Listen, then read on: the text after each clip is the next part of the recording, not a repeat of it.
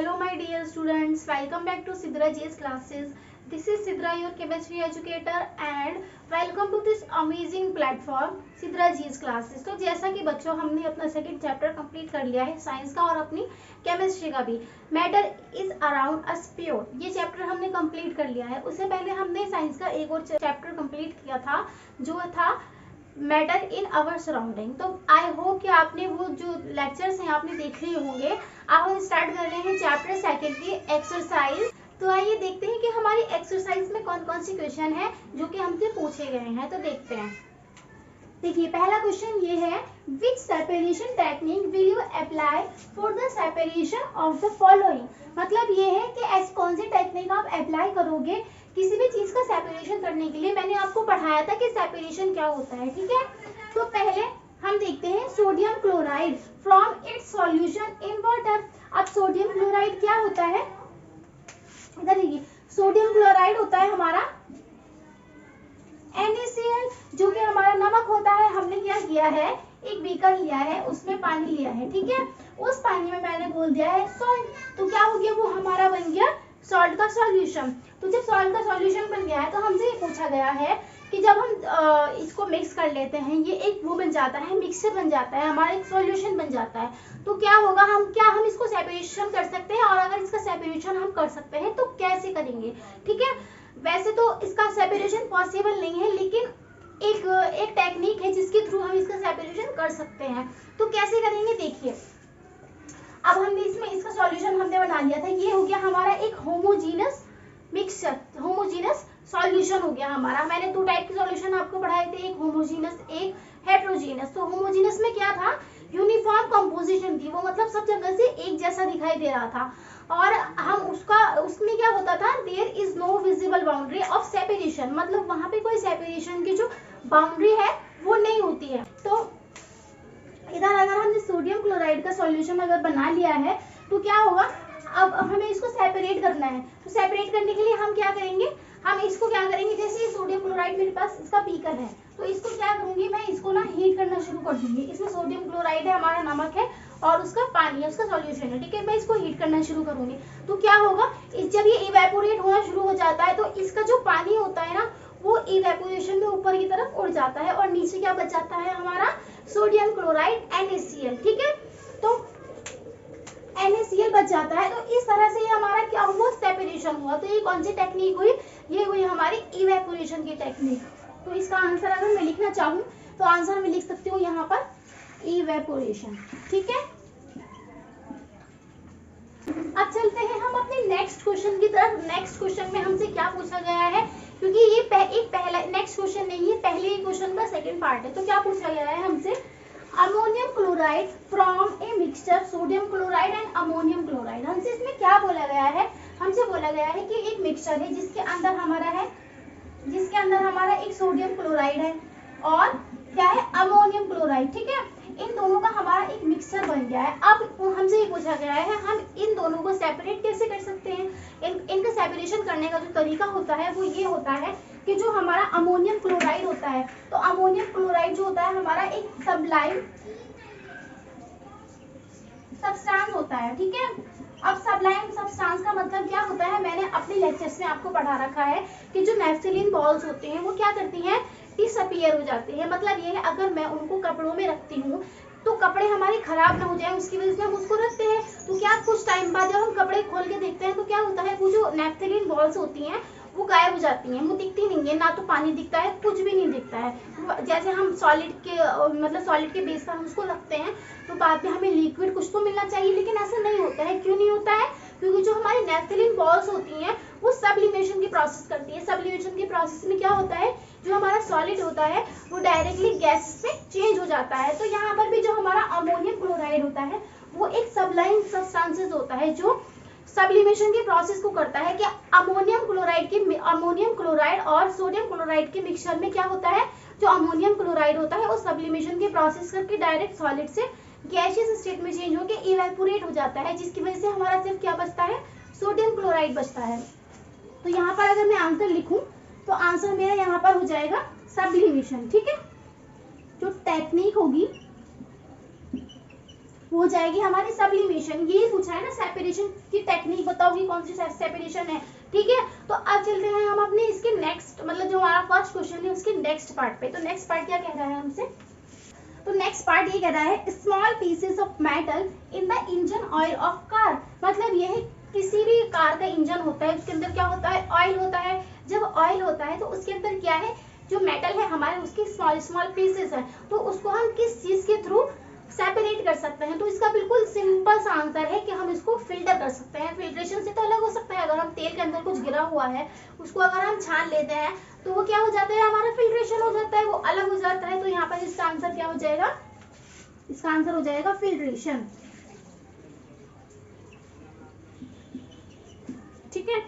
अब नेक्स्ट जो हमारा पार्ट है उसमें पूछा है different pigment from an extract of flower petals. मतलब ये है कि अगर फ्लावर की जो पेटल्स होती हैं उनका जो एक्सट्रैक्ट होता है उसको, उसके अंदर से हम डिफरेंट पिगमेंट को अलग कैसे कर सकते हैं। अब मैं आपको बताती हूँ, इसको हम अलग कर सकते हैं क्रोमेटोग्राफी की हेल्प से।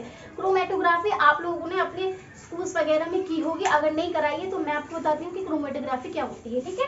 तो यहाँ पर देखते हैं क्रोमेटोग्राफी, ठीक है।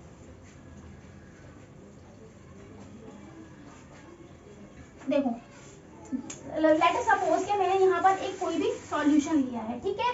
अब उस सॉल्यूशन में मैंने यहाँ पर एक चीज रख दी है जिसके अंदर मैंने वो एक हमारा जो पेपर होता है क्रोमेटोग्राफिक पेपर होता है, वो जो होता है उसकी एक स्ट्रिप होती है कुछ इस टाइप से, ठीक है। जैसे कोई भी मैं पेपर ले लूँ, उसको ऐसे ऐसे काट लूँ, तो हमारे एक क्रोमेटोग्राफिक पेपर होता है, उसकी एक स्ट्रिप मैंने ले ली है। उस स्ट्रिप के ऊपर मैंने क्या किया है, फ्लावर की, यहाँ पर फ्लावर के एक्सट्रैक्ट को रख दिया है। अब हमारे पास जो फ्लावर का एक्सट्रैक्ट होता है वो पिंक कलर का होता है, ठीक है। किस कलर का होता है, पिंक कलर का होता है। अब इस पिंक कलर में मेरे पास डिफरेंट डिफरेंट कलर होंगे, कि वो डिफरेंट डिफरेंट कलर से बना होगा, जैसे कि रेड से बना होगा और रेड, येलो, ऑरेंज, इस टाइप के कलर से मिलकर बना होगा। तो क्या होगा, जैसे कि ऐसा होता है कि ये वाला सॉल्यूशन है, ठीक है, ये सॉल्यूशन है मेरे पास। तो क्रोमेटोग्राफी पेपर की जो वो होती है, एक कैरेक्टर ये होता है कि क्रोमेटोग्राफिक पेपर जो होता है वो अपने अंदर पानी को एब्जॉर्ब करता है। एब्जॉर्ब करता है तो क्या होता है, जैसा कि मैंने इस क्रोमेटोग्राफिक पेपर को कुछ इस तरह से लगाया है कि ये जो इसकी लास्ट वाली टिप है ये सॉल्यूशन को जस्ट टच करे। अगर टच करती है तो क्या होता है, ये इस वाले सॉल्यूशन से हल्का हल्का सा टच करने लगेगी। जब टच करने लगेगी तो ये जो सॉल्यूशन है मेरे पास यहाँ पर चढ़ना शुरू हो जाएगा, है ना। तो देखो ये सॉल्यूशन यहाँ पे चढ़ना शुरू हो जाएगा। जब ये सॉल्यूशन यहाँ पर चढ़ना शुरू हो जाएगा तो क्या होता है, मेरे पास यहाँ पर जो ये रेड येलो ऑरेंज, ये पिंक, ये जो फ्लावर का एक्सट्रैक्ट है वो क्रोमेटोग्राफी के थ्रू अलग होना शुरू हो जाता है। मतलब उसमें से रेड कलर अलग हो जाता है, येलो अलग हो जाता है और ऑरेंज अलग हो जाता है, कुछ इस टाइप से होता है। तो फ्रीक्वेंसी सबसे ज्यादा किस कलर की होती है, रेड कलर की होती है, कि रेड कलर सबसे जल्दी उसमें से अलग होता है। तो यहाँ पर इसका आंसर क्या हो जाता है मेरे पास, क्रोमेटोग्राफी, ठीक है। तो ये था हमारा पहला क्वेश्चन। अब चलते हैं हम इसके नेक्स्ट क्वेश्चन पर, तो देखते हैं आइए इसका नेक्स्ट क्वेश्चन क्या होता है। ये फर्स्ट क्वेश्चन का हमारा नेक्स्ट पार्ट क्या है, तो नेक्स्ट पार्ट ये है बटर फ्रॉम मिल्क। बटर को अगर हमें मिल्क से, सॉरी बटर फ्रॉम कर्ड, अगर हमें कर्ड में से बटर को निकालना है तो वो किस प्रोसेस से हम लोग निकाल सकते हैं। तो उसका प्रोसेस मेरे पास होता है सेंट्रीफ्यूगेशन, ठीक है। याद रखनी है आप लोगों ने ये बात, सेंट्रीफ्यूगेशन, इसका आंसर सेंट्रीफ्यूगेशन हो जाएगा। नेक्स्ट है मेरे पास ऑयल फ्रॉम वाटर। अब मैंने ऑयल को ले लिया है, वाटर के साथ एक बीकर है, मैंने इसमें पानी फिल किया हुआ था, ठीक है। अब इस पानी में फिल किए हुए में मैंने क्या किया, मैंने यहाँ पर डाल दिया ऑयल। तो ऑयल क्या होगा, क्या ऑयल पानी में घुल जाएगा, नहीं। जो ऑयल की हमारी जो कैरेक्टरिस्टिक होती है, ऑयल जो होता है हमारा पानी में नहीं घुल पाता है। तो ऑयल जो है ना, ऐसे इसके ऊपर ऊपर उसकी लेयर्स ऐसे जम जाती है। तो क्या होता है, इसको अगर हम स्पून से निकालने की कोशिश करते हैं तो मेरे पास क्या होता है, ये स्पून से नहीं निकल पाता है, उसकी कुछ ड्रॉप्स पानी में वापस गिर जाती है। लेकिन अगर मैं इसको फनल की हेल्प से निकालूं तो हमारा जो तेल होता है वो हमें मिल जाता है ऊपर की तरफ। तो तेल, ऑयल अलग हो जाता है और वाटर अलग हो जाता है। इसमें लिख देंगे हम, यहाँ लिख देंगे बाय यूजिंग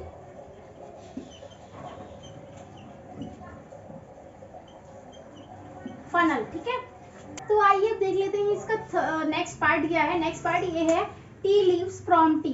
अगर हमें टी में से टी लीव्स को अलग करना है तो हम क्या करते हैं, ऑब्वियस सी बात है, सबको पता है क्या करते हैं, फिल्ट्रेशन करते हैं, उसको छानते हैं, उसका फिल्टर करते हैं। तो ये कैसा प्रोसेस हुआ हमारा, फिल्ट्रेशन। ठीक है, यहाँ पर लिख देंगे फिल्ट्रेशन। ठीक, अब नेक्स्ट है मेरे पास आयरन पिंस फ्रॉम सैंड।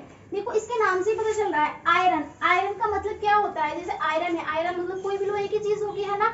तो लोहे की चीज को अगर हमें किसी भी चीज में से, मिट्टी में डाल दी मैंने लोहे की चीज, अगर मुझे उसमें से निकालना है तो मैं क्या करूंगी, किसी भी मैग्नेटिक चीज की मतलब हेल्प से, कोई भी मैग्नेटिक जो उसको अट्रैक्ट कर सके उसके हेल्प से निकाल सकती हूँ, है ना।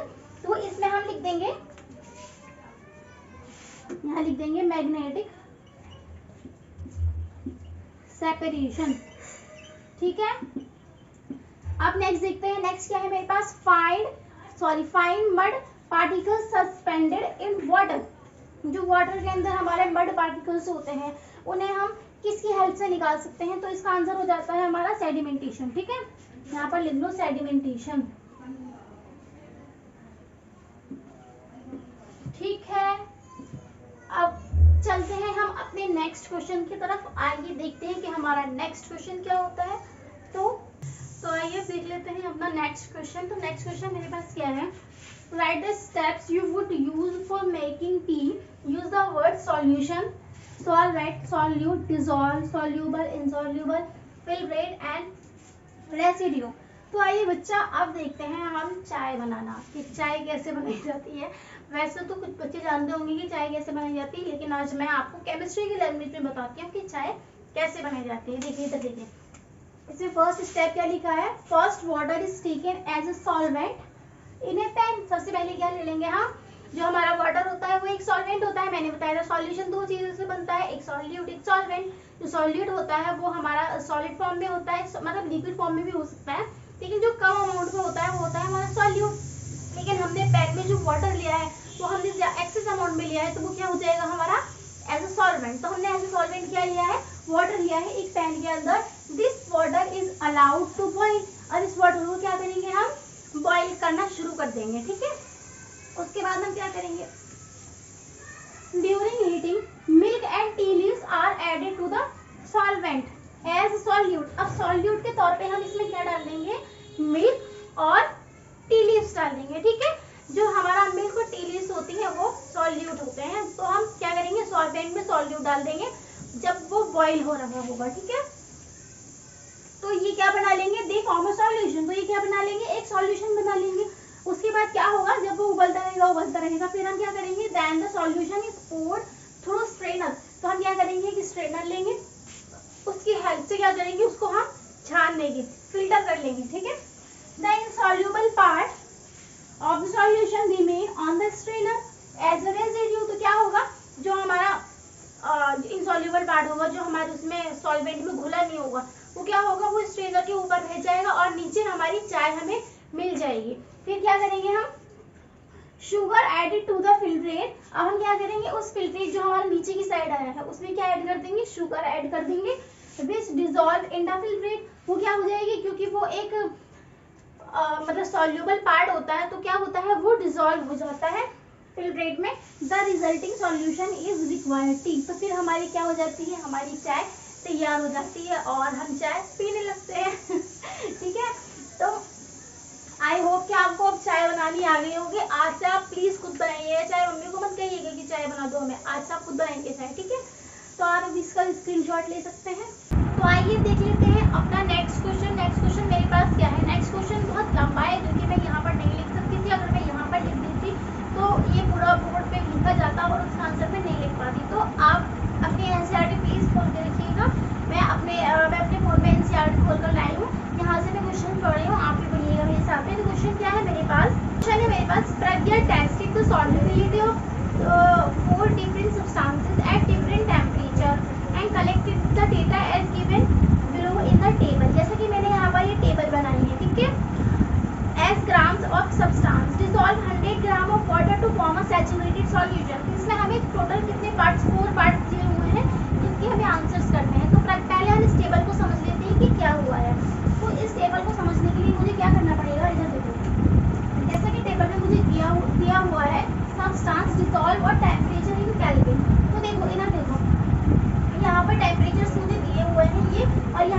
सब्सटेंस दिए हुए हैं। तो प्रज्ञा ने क्या किया है, ये 4 सब्सटेंस है मेरे पास। सबसे पहले उसने पहला सब्सटेंस लिया पोटेशियम नाइट्रेट। पोटेशियम नाइट्रेट को उसने क्या किया, 283 केल्विन पर 100 ग्राम में, 100 ग्राम सॉल्वेंट में 283 केल्विन पर 21 ग्राम पोटेशियम नाइट्रेट जो है वो घोल दिया। ठीक है, तो 21 ग्राम पोटेशियम नाइट्रेट घोलने के बाद उसने क्या बनाया, एक सैचुरेटेड सॉल्यूशन बनाया। फिर उसने क्या किया, ये घुल गया। उसके बाद उसने क्या किया, उसके बाद उसने टेम्परेचर बढ़ाया, 283 से 293 कर दिया टेम्परेचर। ठीक है, तो जब उसने 293 कर दिया, जब 100 ग्राम में उसने कितना घोला था 21, 100 ग्राम में ही उसने फिर कितना घोल दिया 32, 293 केल्विन पर 32 घोल दिया।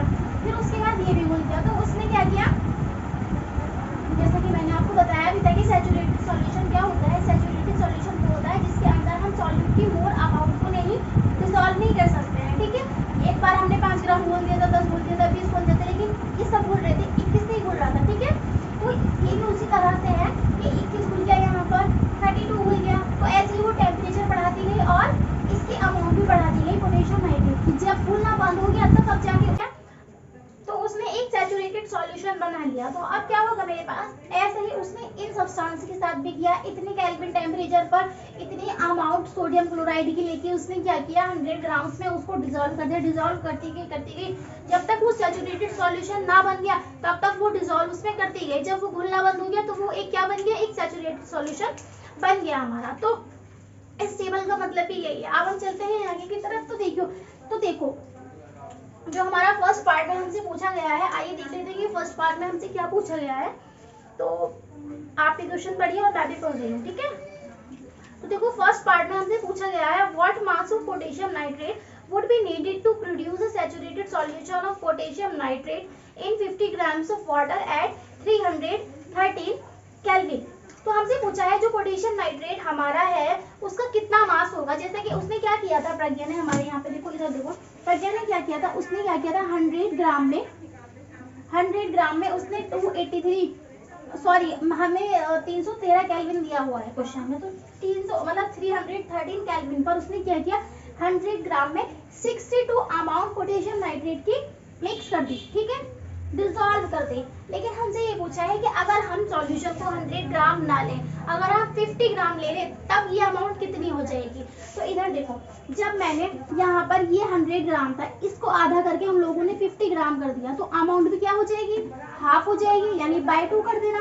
तो बाय 2 करने पर क्या आ जाएगी मेरी 31। तो इसका आंसर क्या हो जाएगा हमारा 31, यानी 313 केल्विन टेम्परेचर पर जब हम 50 ग्राम में पोटेशियम नाइट्रेट की 31 अमाउंट डिसॉल्व करते हैं। ठीक है, ये आपको समझ में आ गया होगा। यहाँ पर भी यही लिखा है, since 62 gram of potassium nitrate is dissolve in 100 gram of water. तो 62 ग्राम को कितने में डिसॉल्व किया था, 100 ग्राम में डिसॉल्व किया था। टू प्रिपेयर सैचुरेटेड सॉल्यूशन, एक सैचुरेटेड सॉल्यूशन बनाने के लिए एट 313 केल्विन, यानी ये वाला टेम्परेचर। ठीक है, तो यहाँ पर जो आंसर है ये है हमारा 31 gram of potassium nitrate should be dissolve in 50 gram of water. मतलब अगर हम 31, इसका आंसर यहाँ पर 31 आया है, तो 31 ग्राम क्या हो जाएगी, पोटेशियम नाइट्रेट की अमाउंट हो जाएगी हमारी 50 ग्राम के लिए। तो ये आंसर हमारा यही लिखा है, फर्स्ट पार्ट का आंसर हमारा ये हो गया। अब देखते हैं कि हमसे नेक्स्ट पार्ट में हमसे क्या पूछा गया है इसके। तो आइए देखते हैं, आप भी नेक्स्ट पार्ट इसका पढ़िए। तो नेक्स्ट पार्ट में हमसे पूछा गया है, Pragya makes a saturated solution of potassium chloride. तो प्रज्ञा ने क्या किया, अब सोडियम क्लोराइड पे आइए। सोडियम क्लोराइड का उसने क्या बनाया है, एक सैचुरेटेड सॉल्यूशन बनाया है। ठीक है, इन वाटर एट 353 केल्विन। तो उसने ये वाला टेम्परेचर लिया है 353 केल्विन पर, उसने क्या बनाया है, एक सैचुरेटेड सॉल्यूशन बनाया है। ठीक है, and leaves the solution to cool, और सॉल्यूशन को क्या कर दिया उसने, कूल होने के लिए छोड़ दिया, ठंडा होने के लिए छोड़ दिया। Eight room temperature, room temperature पर कितना होता है रूम टेम्परेचर, 25 डिग्री सेंटीग्रेड। ठीक है, at room temperature what would she observe as the solution cools, explain. अब बताओ, देखो उसने क्या किया है, इसका सोडियम क्लोराइड का एक उसने बना लिया है हमारा सैचुरेटेड सॉल्यूशन। कितने केल्विन टेम्परेचर पर बना लिया है, 353 केल्विन पर। तो अब हमसे ये पूछा गया है, जब हमने इसको 353, इसका टेम्परेचर तो बहुत ज्यादा हो गया है ना, तो जब 353 केल्विन हो गया, हमने इसको बॉइल कर करके इतना टेम्परेचर इसका कर दिया, तो अब हमसे ये पूछा है, जब हम इसको ठंडा करने के लिए रख देंगे रूम टेम्परेचर पर यानी नॉर्मल टेम्परेचर पर, तो हमें क्या ऑब्जर्व होगा। तो यहाँ पर इसका आंसर ये लिखा है, the amount of KCl that should be dissolve in the water to make a saturated solution. तो क्या था, जब हमने सोडियम क्लोराइड को हमने वाटर में डिसॉल्व कर दिया था, तो क्या बन रहा था, हमारा एक सैचुरेटेड सॉल्यूशन बन रहा था। तो increases with temperature, thus as the solution cools some of the KCl PPT out of the solution। तो क्या होगा हमारे पास, जब हमने उसको गर्म किया था, तो KCl सॉरी पोटेशियम क्लोराइड को जब हमने गर्म किया था, तो क्या हो रहा था, हमारा जो वो था ना बिल्कुल मिक्स हो गया था, एकदम डिसॉल्व हो गया था। लेकिन जब हम उसको ठंडा करने के लिए रख देते हैं, तो क्या होता है हमारे पास, जब ठंडा करने के लिए रख देते हैं तो वापस उसके जो पार्टिकल्स होते हैं वापस उसके पास आ जाते हैं, और उसका जो प्रेसिपिटेट होता है वो जमीन में आके बैठ जाता है, यानी KCl पोटेशियम क्लोराइड के जो प्रेसिपिटेट होगा वो सॉल्यूशन से आउट हो जाएगा। ठीक है, तो इसका आंसर ये हो जाता है। अब हम चलते हैं इसके नेक्स्ट पार्ट पे। तो नेक्स्ट पार्ट में हमसे क्या पूछा गया है, आइए देखते हैं। तो आइए अब देख लेते हैं कि इसके नेक्स्ट पार्ट में हमसे क्या पूछा गया है। तो देखते हैं, आइए पढ़ते हैं इसका नेक्स्ट पार्ट। ठीक है, इतना आप लोग क्वेश्चंस पढ़िए। तो नेक्स्ट पार्ट ये है, find the solubility of each salt at 293 kelvin, which salt has the highest solubility at this temperature. हमसे ये पूछा है कि 293 केल्विन पर, बहुत इजी क्वेश्चन है, बहुत ज्यादा इजी, कि 293 केल्विन पर जो हमारी सॉल्युबिलिटी होती है potassium nitrate, sodium chloride, potassium chloride, ammonium chloride, इनकी सॉल्युबिलिटी क्या है।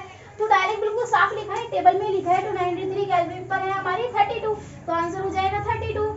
और सोडियम क्लोराइड की है 36, पोटेशियम क्लोराइड की है 35 एंड अमोनियम क्लोराइड की है 37। अब आप इन चारों में से देख के बता दीजिए कि कौन सा हाईएस्ट है। तो सबको दिख रहा है, सबको पता ही है, हाईएस्ट जो है हमारी 37 है, तो वो किसकी है, अमोनियम क्लोराइड। तो हम लिख देंगे हाईएस्ट किसकी है, हाईएस्ट है हमारी अमोनियम क्लोराइड की। ठीक है, ये क्वेश्चन आपको समझ में आया। अब चलते हैं हम अपने नेक्स्ट पार्ट की तरफ। तो नेक्स्ट पार्ट में हमसे क्या पूछा गया है, आइए देखते हैं।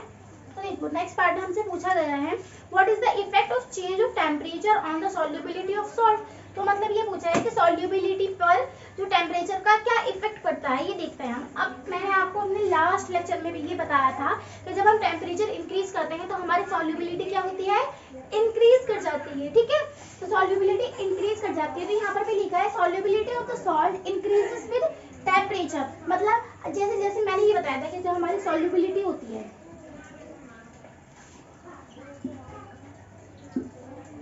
ठीक है, वो हमारी होती है डायरेक्टली प्रोपोर्शनल टू टेम्परेचर। जैसे जैसे हम टेम्परेचर को बढ़ाते जाएंगे सॉल्युबिलिटी भी इंक्रीज करती जाएगी। ठीक है, आई होप कि आपको ये क्वेश्चन समझ में आया होगा। आज के लिए इतने ही क्वेश्चन, क्योंकि वीडियो बहुत लंबी हो जाएगी और बहुत लंबी वीडियो बच्चे देखते नहीं है, तो मैं सोच रही हूँ जो हमारे आगे की क्वेश्चन है वो अपनी नेक्स्ट वीडियो में मैं आप लोगों को करवाऊंगी। आई होप कि आपको ये समझ में आए होंगे। अगर आपको समझ में नहीं आ रहे हैं तो प्लीज मुझे कमेंट बॉक्स में कमेंट करके बता सकते हैं आप लोग। और प्लीज मुझे सपोर्ट कीजिए, मेरे चैनल को सब्सक्राइब करिए, कमेंट कीजिए, लाइक शेयर सब कुछ कर दीजिए। ठीक है, तो आज के लिए इतना ही। तब तक के लिए आप एनसीईआरटी पढ़ते रहिए, रिवाइज करते रहिए और बहुत अच्छे से पढ़ते रहिए। ठीक है, थैंक्स फॉर वॉचिंग।